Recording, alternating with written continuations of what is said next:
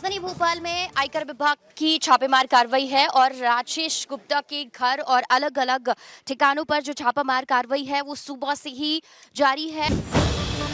आयकर विभाग ने भोपाल, इंदौर, मुंबई समेत कई शहरों में 30 से अधिक ठिकानों पर छापे मारे हैं। कार्रवाई भोपाल के एमपी नगर स्थित science house medical private limited और इंदौर में उसके सहयोगी संस्थानों के ठिकानों पर की जा रही है।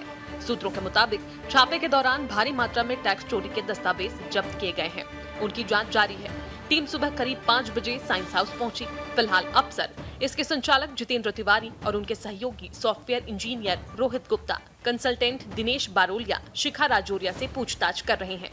साइंस हाउस का मेन ऑफिस भोपाल में गौतम नगर के मकान नंबर C25 में 1994 से चल रहा है।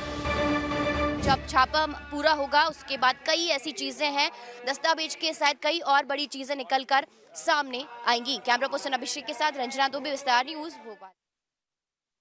इंदौर शहर के सबसे बड़े सरकारी अस्पताल एमवाई में एक लापरवाही का बहुत बड़ा मामला सामने आया है, जहां पर प्रबंधन की पोल खुलती नजर आ रही है और इस खबर से हड़कंप मच गया है। अस्पताल के एनआईसीयू वार्ड में 2 नवजात बच्चे भर्ती थे। चूहे ने दोनों शिशुओं को हाथ को बुरी तरीके से कुतर डाला था।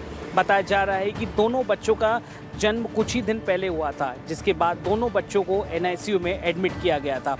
चूहे ने रविवार को पहले एक बच्चे को जख्मी किया था, जिसका इलाज शुरू कर दिया गया। फिर सोमवार को भी चूहे ने दूसरे नवजात को काट लिया।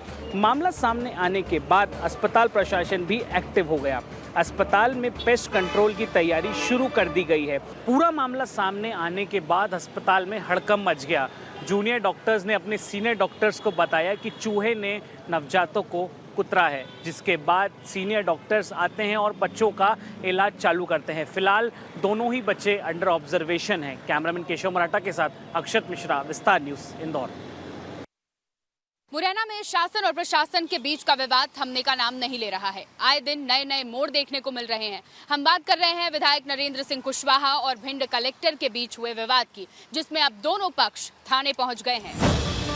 खाद्य संकट और रेत को लेकर विधायक नरेंद्र सिंह कुशवाहा और भिंड कलेक्टर संजीव श्रीवास्तव के बीच 27 अगस्त को हुए विवाद ने नया मोड़ ले लिया है। कलेक्टर और विधायक ने एफआईआर दर्ज करवाने के लिए कोतवाली थाने में आवेदन दिया है। विधायक नरेंद्र सिंह कुशवाहा ने आवेदन में लिखा कि कलेक्टर ने मुझे उंगली दिखाकर धमकाने और जान से मारने की धमकी दी है। वहीं कलेक्टर ने भी विधायक नरेंद्र सिंह कुशवाहा पर आरोप लगाया है कि उन्होंने अपशब्द कहे और बंगले का दरवाजा तोड़कर घर में घुस आए।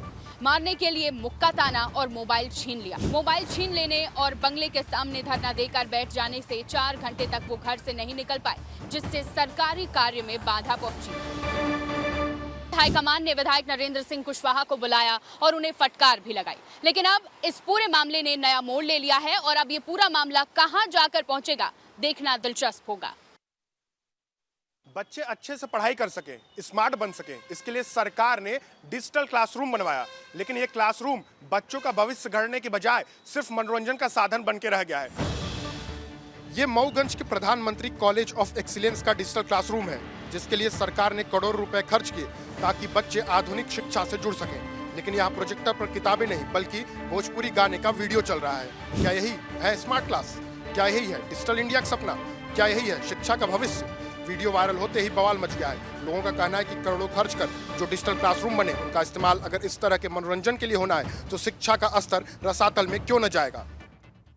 ये मामला शर्मसार करने वाला है और बड़ा सवाल यह है कि अगर क्लासरूम में भोजपुरी गाने का वीडियो चल गया तो प्रधानाचार्य और शिक्षक कहां थे? आखिर इस तरह की लापरवाही कब तक होगी? अब देखना होगा कि इस पूरे मामले में जिला प्रशासन क्या कार्रवाई करता है। कैमरामैन दुर्गेश के साथ सूर्यांश गौरव, विस्तार न्यूज। शहडोल जिले में हुई तेज बारिश ने जनजीवन अस्त व्यस्त कर दिया। बरौदा को बिहारी से जोड़ने वाली पुलिया तेज पानी के बहाव के कारण बह गई। देर रात हुई भारी बारिश ने शहडोल जिले में तबाही मचा दी।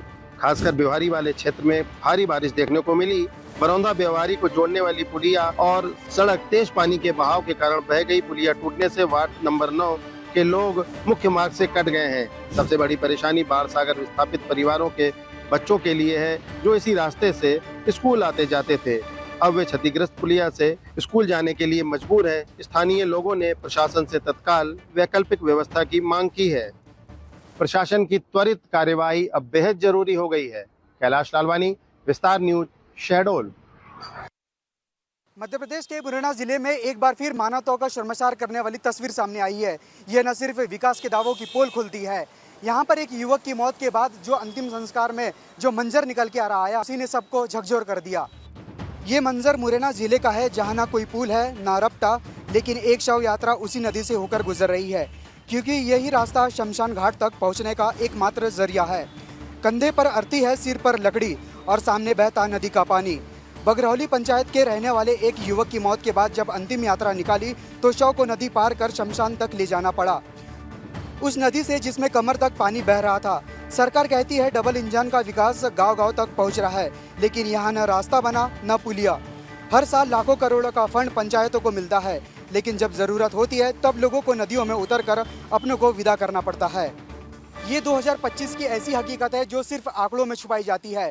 मुरैना प्रशासन की जो लापरवाही सामने आई है वो सवालों के घेरे पर है। अब देखना होगा प्रशासन इस पर क्या एक्शन लेता है। जतारा संकुल के अंतर्गत आने वाली जो ग्राम पंचायत टानगा का ये आदिवासी खरक है, जहां पर आप देख रहे हैं शासकीय प्राथमिक आदिवासी बस्ती टानगा की जो साला है, इसमें हम खड़े हैं और जो पूरी बिल्डिंग है पूरी तरह से जर्जर हो चुकी है।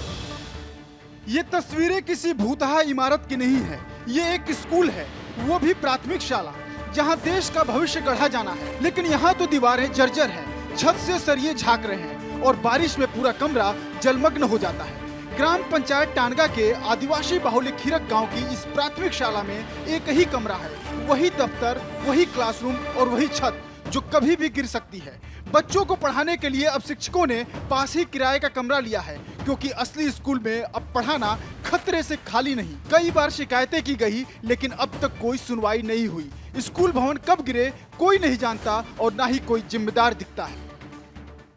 आखिर इन आदिवासी बस्ती के जो बच्चे हैं, इन्हें खुद की बिल्डिंग कब मिलेगी, कब बच्चे अपने खुद के स्कूल में बैठेंगे, ये बड़ा सवाल है। विस्तार न्यूज से भूपेंद्र वशिष्ठ, टीकमगढ़। इंसाफ के लिए सारे दरवाजे खटखटा लिए और उसकी कोई सुनवाई नहीं हुई, तो उसने अपनी आवाज उठाने के लिए एक ऐसा तरीका चुना जिसे देखकर सभी चौंक गए। पीड़ित ने एसपी ऑफिस के सामने लाउड स्पीकर उठाकर अपने इंसाफ के लिए गुहार लगाई है। ना कोई नारे, ना कोई उग्र प्रदर्शन, सिर्फ एक लाउड स्पीकर और एक पीड़ित की पुकार। लगातार वह जनता को और पुलिस की अधिकारियों को सुना रहा है कि कैसे दबंगों ने उसके घर के बाहर की सरकारी जमीन पर कब्जा कर लिया है और अब उसके घर से बाहर निकलने का रास्ता तक नहीं बचा। पीड़ित का दावा है कि वह अतिरिक्त पुलिस अधीक्षक को पहले भी आवेदन दे चुका है, लेकिन कार्रवाई नहीं हुई। थक हार कर अब उसने खुद ही अपनी लड़ाई को लोगों तक पहुंचाने का फैसला किया है। अब वह इसके लिए लाउड स्पीकर की मदद ले रहा है। तो किशोर मकवाना दिल्ली में बैठे हो गृह मंत्रालय में, अम्बा पुलिस उनके पत्र की कोई सुनवाई नहीं कर रही है। सवाल सिर्फ इस पीड़ित का नहीं है, बल्कि हर वो आम आदमी का है जिसे इंसाफ के लिए लाउड स्पीकर उठाना पड़ रहा है। क्या प्रशासन अब भी सोया रहेगा या जाग कर कोई ठोस कदम उठाएगा? और चलिए इस बीच बड़ी जानकारी है जबलपुर से, सीधा रुख करते हैं जबलपुर का, जहां जनसुनवाई में हुआ है भारी हंगामा। जनसुनवाई में भिड़े वकील और पक्षकार। वकील और पक्षकार में जमकर लात घूंसे भी चले। पक्षकार ने वकील पर वसूली का आरोप लगाया। पक्षकार की मां के साथ वकील ने बदसलूकी की। जनसुनवाई के दौरान देखिए भारी हंगामे की तस्वीर आपको आपकी टीवी स्क्रीन पर दिखा रहे हैं। इस वक्त की बड़ी खबर है जबलपुर से, जहां पर जनसुनवाई के दौरान भारी हंगामा देखने को मिला। जनसुनवाई में भिड़े वकील और पक्षकार।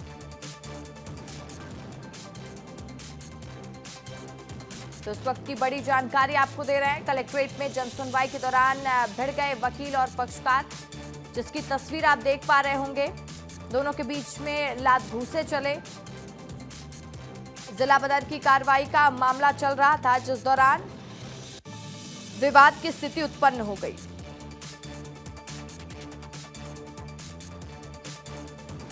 और इस खबर पर दुर्गेश साहू मेरे सहयोगी फोन लाइन पर जुड़ चुके। दुर्गेश, पूरा मामला बताइएगा।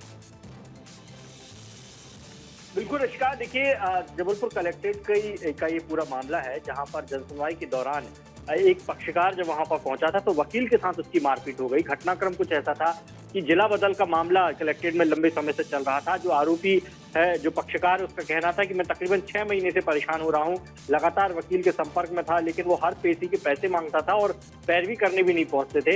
इस बात को लेकर आज जो कहासुनी हो गई, तो जो वकील था उसके जूनियर ने उनके साथ मारपीट की है, और न केवल उसके साथ बल्कि उसके माँ के साथ भी मारपीट की। और इसी वजह से ये तस्वीरें सामने हैं कि जिस तरीके देख सकते हैं कि वकील जो है वो लात घूंसों से जो है पक्षकार को मारपीट कर रहा है। हालांकि इस पूरे मामले के बाद जो है पुलिस ने शिकायत दर्ज की है। वहीं कलेक्ट्रेट के अंदर ये पूरा घटनाक्रम हुआ है, तो कलेक्टर, जिला प्रशासन भी अपने स्तर पर इस पर पूरे मामले में कार्रवाई कर रहा है। लेकिन आज जबलपुर में जनसुनवाई जो हुई है, दोनों जनसुनवाई में एसपी ऑफिस में और कलेक्ट्रेट में हुई जनसुनवाई में मारपीट के मामले सामने आए हैं।